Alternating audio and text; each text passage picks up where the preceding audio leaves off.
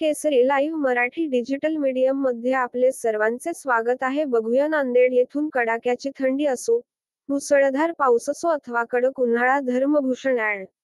दिलीप ठाकूर यांचा दर महिन्याला अखंडितपणे सुरू असलेल्या कायापालट या सेवा उपक्रमाच्या 56व्या महिन्याखेर 27 भ्रमिष्ठांची कटिंग दाढी करून स्वच्छ पाण्याने अंघोळ घातल्यानंतर नवीन कपडे देऊन कायापालट करण्यात आला. दर महिन्याच्या पहिल्या सोमवारी नांदेड येथे नियमित सुरू असलेल्या कायापालट या जगावेगळ्या उपक्रमांची महती सर्व भारतभर पसरली आहे. महाराष्ट्राचे माजी मुख्यमंत्री अशोकराव चव्हाण, खा.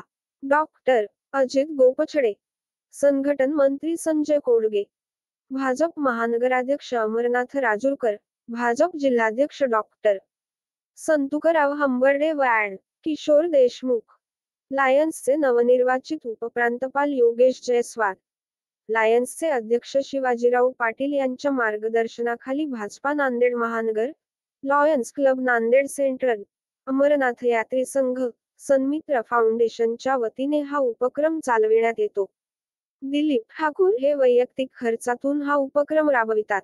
सोमवारी सकाळी 6 वाजता कामाजी सहदे, संजयकुमार गायकवाड, प्रभुदास वाडेकर यांनी शहरातील विविध भागातून स्वतःच्या दुचाकीवर बसून आणलेले भ्रमिष्ठ, कचरा वेचणारे, अपंग, बेघर नागरिकांची गर्दी झाली. स्वयंसेवक राजोळणा व प्रसाद पसपूनूर यांनी सर्वांची काळजीपूर्वक कटिंग दाढी केली.